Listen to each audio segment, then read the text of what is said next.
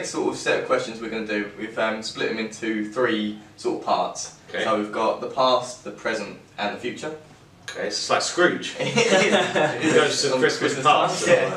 Or it is Christmas time. Yeah. So the first one, as I said, they've got the past. Mm. We've got 4 questions here. First one, favourite ever moment? Favourite ever moment? Oh my goodness. From the past? Yeah. Crikey.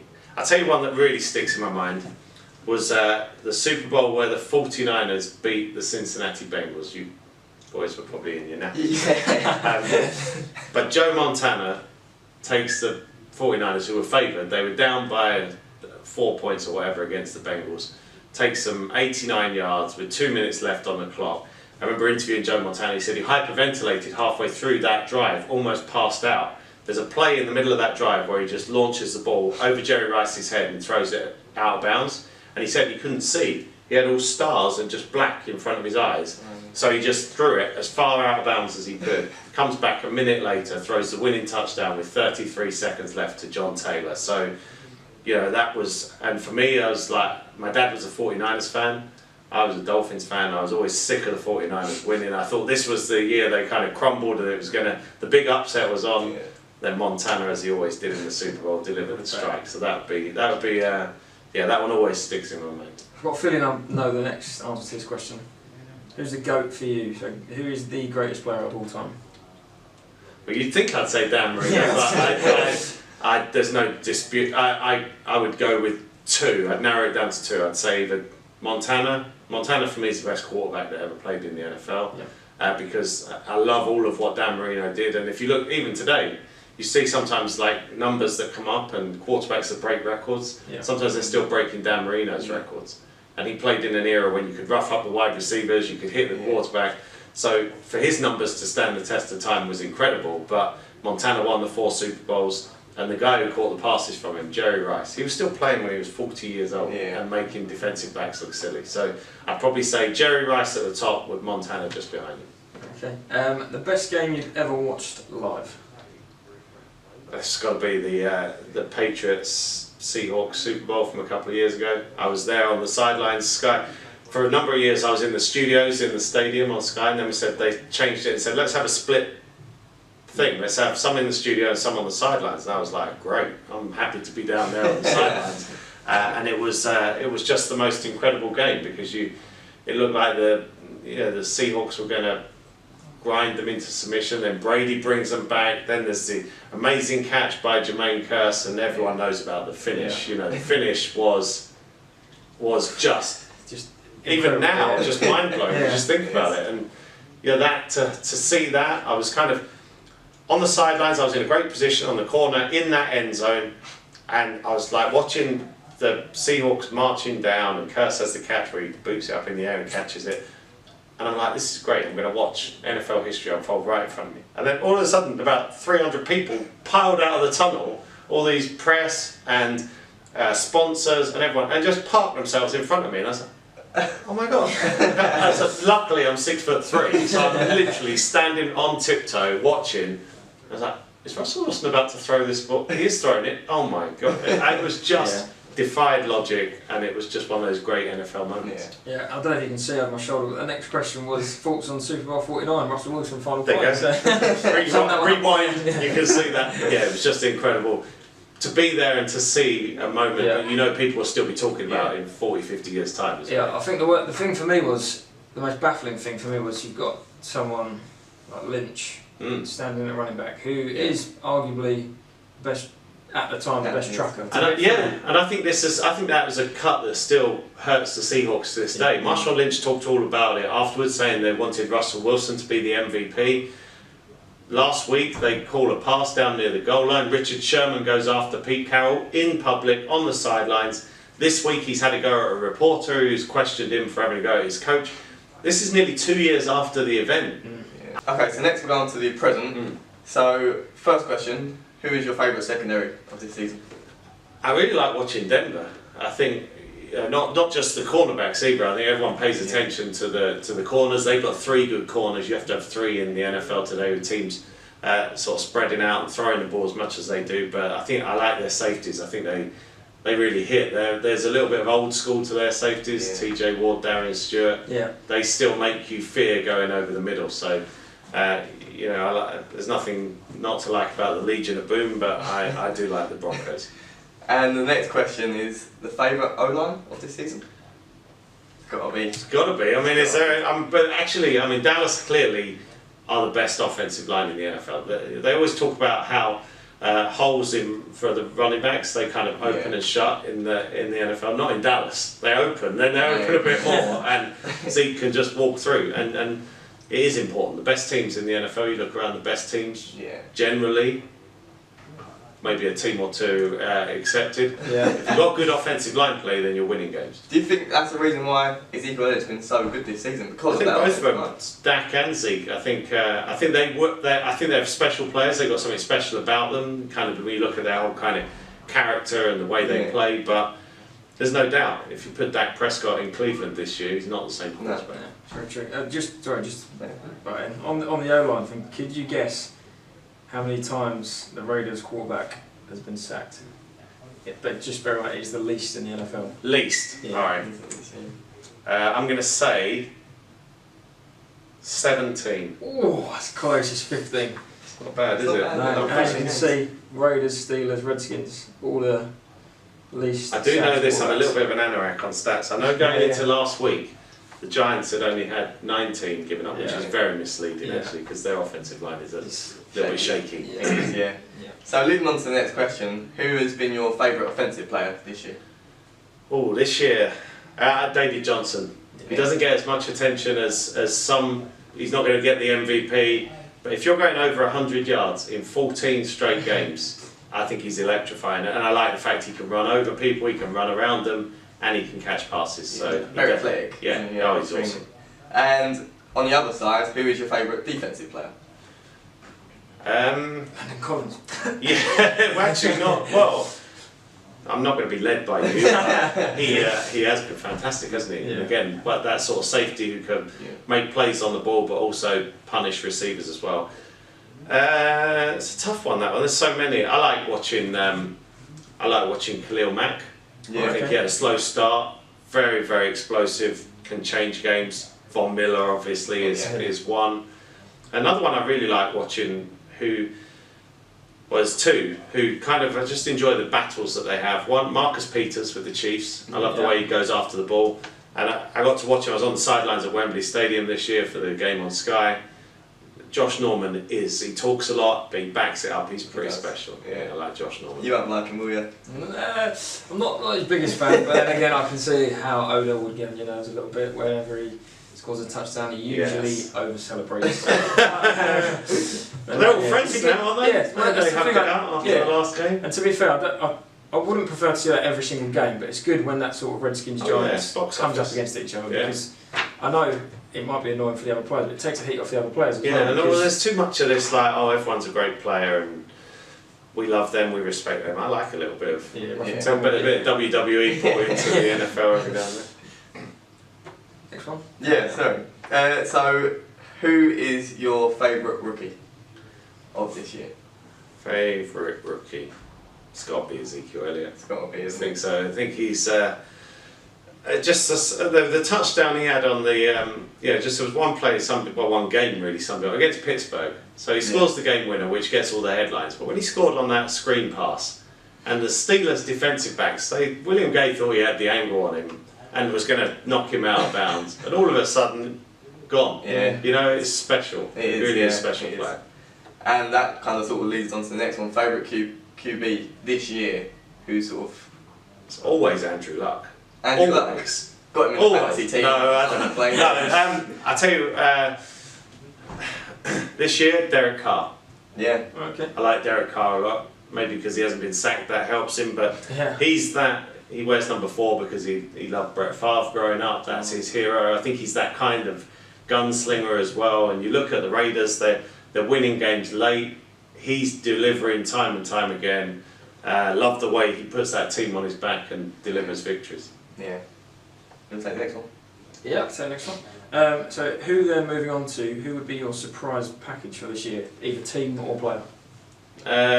Team has probably been the Tennessee Titans. Yeah. I think when you look at last year and previous years, just how devoid of talent they've been. They've been almost a non-factor. You know, they were even tough to criticise because they just didn't have any. There was just nothing about them. They were just blah. You know, and they had a bad year last year again. So they have the early pick in the draft and they trade away. And I think they've done themselves brilliant because they're going to be a top 10 pick again next year's draft. I like a lot of what they've done. I think they look like a really good team. Mariota I like. Getting DeMarco Murray back on track. 2 good offensive tackles, which again goes back to the offensive line stuff. That helps. Yeah, they've really impressed me. And who would you say is the surprise package player then? We touched on that. Surprise player. It'd probably be Dak. Okay. Thinking of. Dak Prescott would be one because although I did like the look of him in the preseason, but then everyone was saying, well, it's just preseason. Yeah. I'll go the other way because I like to have a moan every now and then. Carson Palmer. Right, okay. Carson Palmer has surprised me how far off he has fallen. Yeah. And I think that 7 turnover day in the championship game last year against Carolina has never quite got out of his head. He was always, early in his career, and when he was in Oakland especially, he was a 300-yard passer. You look at his stats every day. 300 yards passing, 3 touchdowns, 3 interceptions. It was like up and down. Yeah. And when he got to Arizona, it all kind of settled. The interceptions fell out of his game. And he looked like a franchise quarterback, strong arm, can stretch the field, everything you want. That went in the NFC Championship game and it never returned this year. He'd be a huge disappointment and that surprised me. Yeah, well, guys, if you want to watch something just to get a bit of NFL knowledge as well, there was something on Netflix, wasn't there, last year, touching on the Cardinals. And it was a lot to do with like Calais Campbell, Davey Johnson coming through and Palmer. And last year, I think, was probably their best opportunity to get a Super Bowl.